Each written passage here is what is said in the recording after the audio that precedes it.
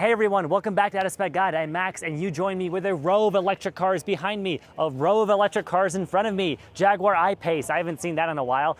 This is an event that is bringing people together to talk about electrification in general, more efficient homes, heat pumps, and of course, electric cars for transportation. We're in the town of Longmont, Colorado, who's hosting this event today. The mayor's here. There's all kinds of people who live in Longmont and want to figure out how adopting electric makes sense for them, or of course, they've brought their electric cars to show off. I really want to hear from this Leaf person if they're around. So let's talk to people today, get the sense of how electric cars are fitting into their lives, and hopefully this helps you as viewers who are considering electric or just dipping your toe into it for the first time. So let's get into it.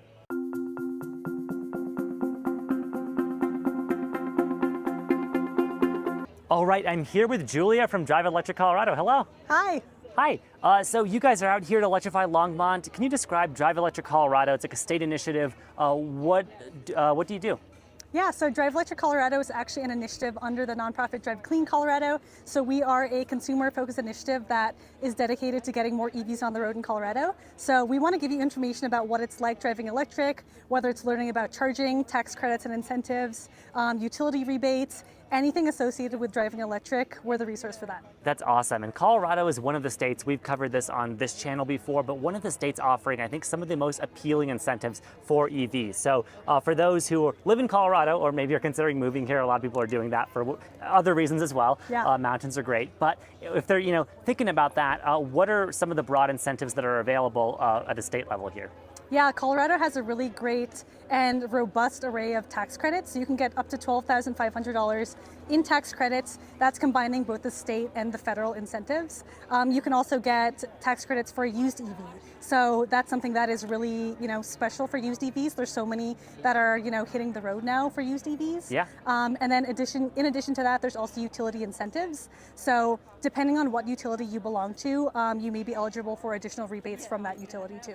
Yeah, I know Xcel Energy has one of their own things going on, and yes. I know there's a lot of utility companies also offer incentives for folks who are installing home chargers, which makes a lot of sense. So a town like Longmont here, I know they have their own kind of basically local power company, and they're talking about how EVs fit into electrification. How are EVs as like electrified appliances fitting into Coloradans' lives? Yeah, so I think in Colorado, a lot of us are here maybe for like the outdoors. You look up and you like to see the blue sky. So improving air quality is a big thing for us. And by electrifying, the car that you drive every day, that's a huge step you can take towards electrification as a whole. But also, in the home, electrifying your appliances, electrifying, maybe switching to a heat pump. All of those are really good ways to just take action as an individual towards improving our air quality. So we're hoping that by getting, each person to maybe switch to an EV or an e-bike, or even just walking or carpooling, all of those are great resources for just electrifying transportation as a whole. Yeah, making transportation more efficient. And like you said, I mean, Colorado, we care so much about the air quality, the mountains, everything, keeping local air clean. And a lot of people also, I feel like, have this misconception that EVs, they're electric, obviously they drive with zero emissions, everyone gets that, but you have to generate so much power to run them. Isn't that worse off than gas? And people are mistaken in that, but can you describe why that's not the case? Yeah, great point. I think that's a popular misconception that, EVs are not really as clean as people think they are. But if you think about it, EVs don't have tailpipes, right? So you're not going to be directly polluting every time you're driving like gas cars. And the grid is getting cleaner every single day. So, even if you switch to an EV and you're charging overnight where wind power is highest in Colorado, you're charging now from renewable energy, which you can't do by fueling your car if you drive a gas car. So every day you're getting more clean energy in Colorado. The grid is always getting cleaner. Yeah. You're driving a car that isn't polluting out the back. And it's a fun drive too. So, why not switch? Yeah, and we still do, of course, use, greenhouse gases. We use fossil fuels in Colorado for energy. But even that being considered, EVs as, giant batteries, I think are finding uses in people's homes as backup power sources as we have bi-directional charging. And also just the inherent efficiency. I mean, many of the ones behind us, I think, are in excess of like 80 to 90 mpge, as the EPA calls it, basically trying to equivalent the electric car, right, efficiency to an mpg metric. Electric motors are really darn efficient. So honestly, even with a dirty grid, which we're cleaning up and it's mixed at the moment, but over time we will make cleaner, they're still better off.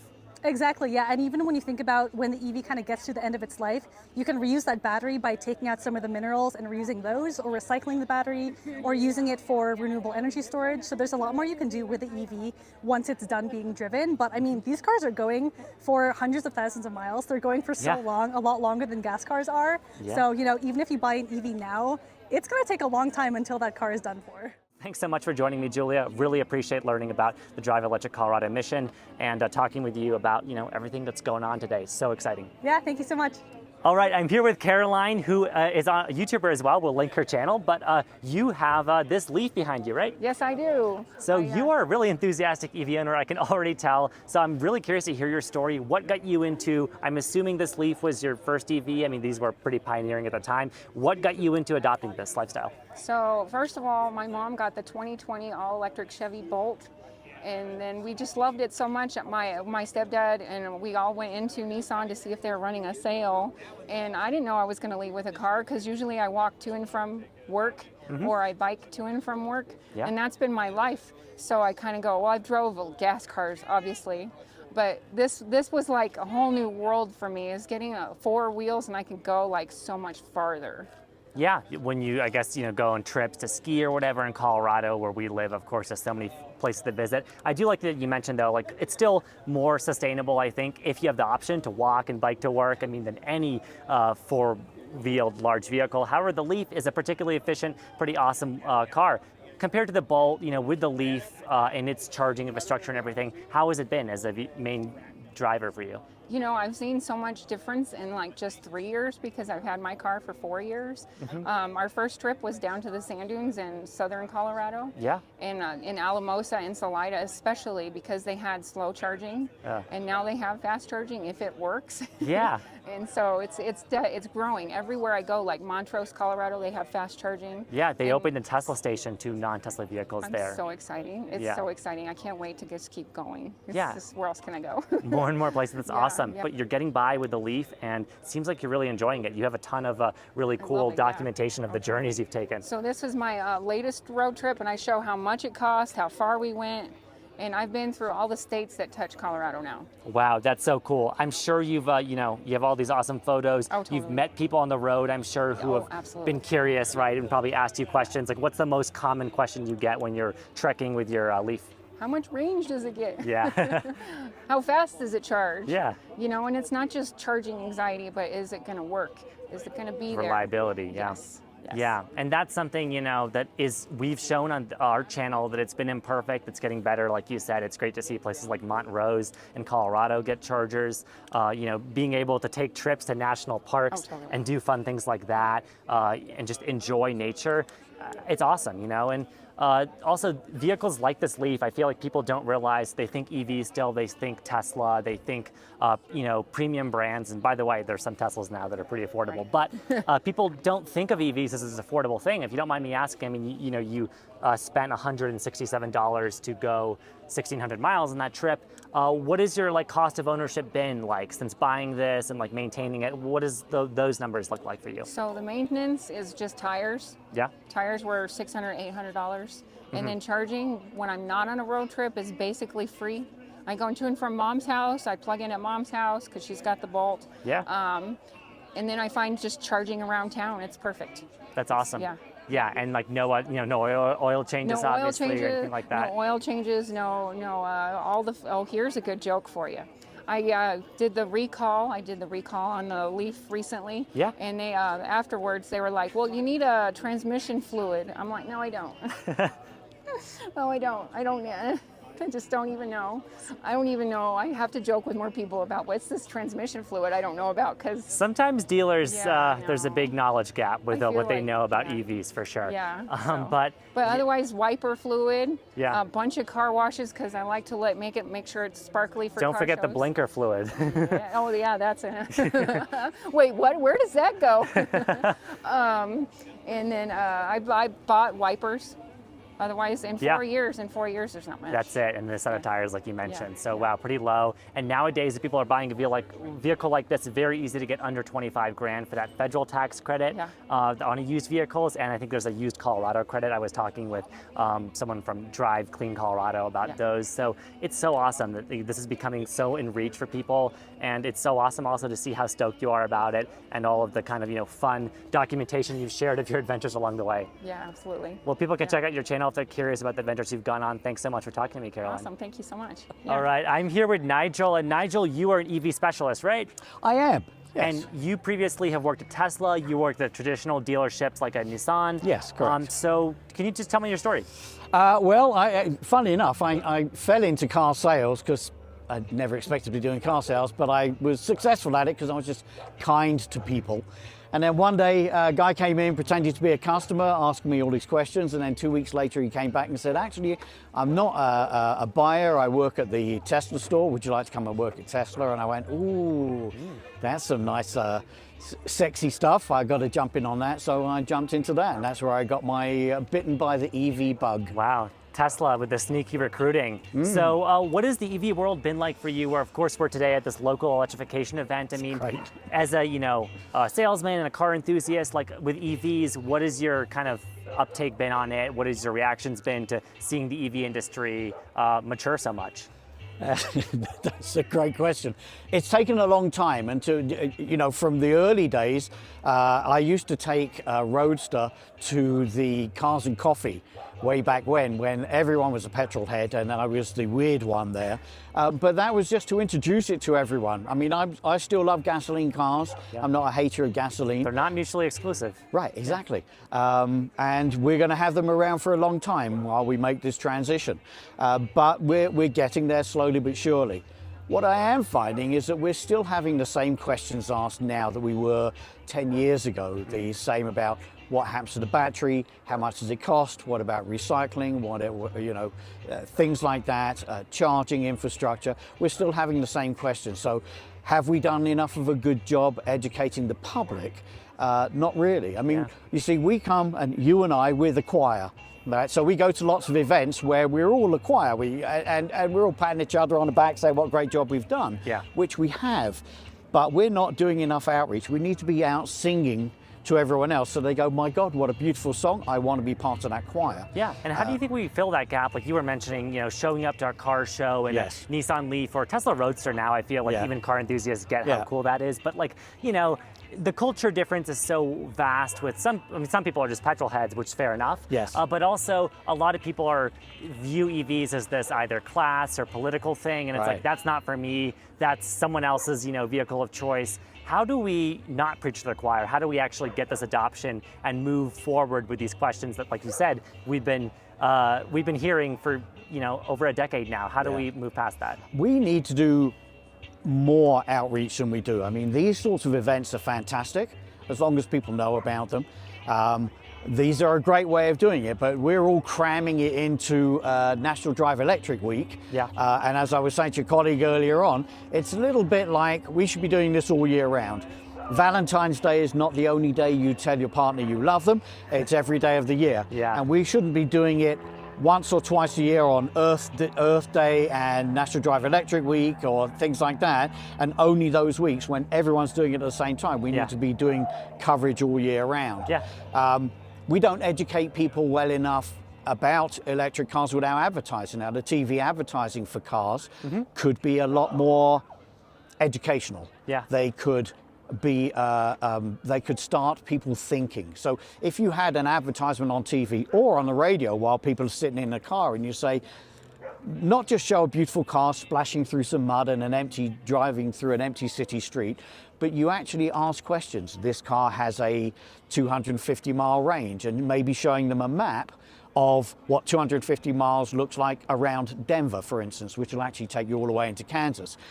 And asking people, like making them think, how many miles do you go in a day? Can you plug in at home or work? If you say yes to both of those things, if you do less than 200 miles a day, an electric car is going to work for you, unless we haven't yet built what they want, which is we don't have any electric minivans, we don't have any small trucks like There's the a lot of launch tower niches that would aren't filled like Right, yet, yeah. but they're not even niches, they're the mass, right? If you Yeah. look at all of these cars, these are all $55,000 plus cars. That's an unattainable figure for an awful lot of people. Yeah. The $35,000 car is what we need more of, more offerings of that. Right now, there's not an awful lot of choice with that. And explain to people that they don't necessarily need all-wheel drive. Front-wheel drive is nothing like Or it used to be. 400 miles of range, like you're saying. Or 400 miles Yeah. range, or 0 to 60 in 2.1 seconds, or a top speed of 190 miles an hour. We seem to think we do a lot more driving than we do, but we are soccer parents. I take my kid to dance. I go to Costco. I take my child to the doctors. I pick him up from school. That's what we do. Yeah. That's most of us. We do a road trip once or twice a year. You can do road trips in electric cars, but we're a bit freaked out right now. But if you're only not buying an electric car because of the one time a year that you do a road trip, go and rent something that does 12 miles to the gallon for those 2 weeks and give it back at the end and get back into your electric car. You just gave me my stinger. That's perfect. There you go. That's a great quote. But thank you so much, Nigel, for giving your perspective on this. If people, want to get in touch with you to learn more about EVs, is there a way to do that? Yeah, I'm Nigel at EV Transform Motion. Okay, we'll put .com. that text on screen, and that's on X, I assume, and Yeah. those places. Yeah. Great. Well, thanks so much for joining me. Yeah, thanks for the opportunity. All right, Robin, I'm here with you, and you've got a Zero FXS, right? Yes, sir. It's a 2018 with Nice. a 7.2 kilowatt hour battery. And this electric motorcycle with that 7.2 kilowatt hours battery, everyone always asks, right? What's the range you get? Well, it depends. Right now, since there's no fairing and I'm a smaller guy, I don't have a lot of wind resistance. Yeah. And I'm also lighter, so I can get about 90 miles Nice. to a charge. And you are currently charging it off Kyle's Rivian R1T. So you were doing it, I think, off an EV6 earlier, right? There's a lot of EVs nowadays with some sort of bi-directional capability. The Zero FXS, I believe you can only charge it off like a wall outlet or 110. That's Can you- right, this one, yes. Okay, some of these motorcycles you can charge off a 240 volt outlet, which some trucks like the F-150 Lightning would provide, but it's really cool, I think, like the batteries and EVs, you can just use one EV to charge another. It's not like you're jumping it, you're actually filling the tank, as an analogy, basically. That's right. Yeah. And the battery in these trucks are so big that they barely notice it. Yeah. Even though I can get, like right now I'm at 79%. Yeah. And I get up to 100%, and he probably won't even lose a percent. No, that's awesome. I mean, yeah, this is on the Rivian, I believe we're talking 130, 140 kilowatt hours, and like you said, 7 kilowatt hours. You could, if you needed to, fully charge off this setup for what it would take 7 hours. If I was empty. Yeah. But usually, like at an event where we're getting together talking, I can charge up in less time than we're here. Super cool. We'll love the efficiency of electric motorcycles and the possibilities of electric. Love to hear it. Yes, thanks, Max. All right, well, here's Kyle from Spec Reviews. Hey. Hey, So we've been at this event for several hours now. What are your impressions, Kyle, of Electrify Longmont, seeing honestly a lot of EV evangelists, some EV newbies here, seeing the community? What have your thoughts been? lame is the first thing that comes to mind, sadly. Yeah. I really thought this event, there's so much potential to make electrification fun. Yeah. And sitting in a presentation where the average age of people is 87, learning why I need to unplug things when I just burned 100 kilowatt hours to get here. The dude's like, save your energy, Yeah. at home by unplugging your microwave when you're not using it. I'm like, do you know how much energy I just burned getting here in my truck? Electric should be fun, it should be exciting. Yes, as a byproduct, it can be cleaner and greener and work as a whole system, but it needs to be exciting. No one wants to live in a boring future filled with Nissan Leafs. I say that as a Nissan Leaf owner. Yeah. So, my impression of these Drive Electric events, it's not the first one I've been to. It was really great when they were like this 10 years ago, but it's the same people that keep coming back for 10 years. We're not seeing a younger audience attend. I actually just got a comment from Brandon Flash. It sounds like that the Charlotte event had a lot more younger people. Here, we're the youngest ones by far. Yeah. And there's no excitement. We're just standing in a parking lot, learning how bolt owners enjoy their car. Great. Where's the skid pad? Where's the launches? Where's the off-road stuff to show what electric can do? So I really hate to be a downer because I really don't think this event is helping promote electric. If anything, from being here makes me want to go drive a diesel truck. I really hate to be so negative. No. I'm really sorry, but it's just like, Yeah. this is not the way to promote electric. Yeah. I know, I totally get that perspective. I was just talking to Nigel, and he was saying, you know, along similar lines, we're kind of preaching to the choir here. Totally. This event has that energy, and they're talking about heat pumps and your home being efficient, and that's great. But like Tesla got this years ago when they decided EVs, if we're going to get people to adopt them, it's not going to be because they're green or because they're cheap to run. It's going to be because they're quick and they're cool and they're fun. And it's better than gas. And it's just a better car. Yes. And I think there have been some, oh, here's a Chevy HHR talking about fun cars.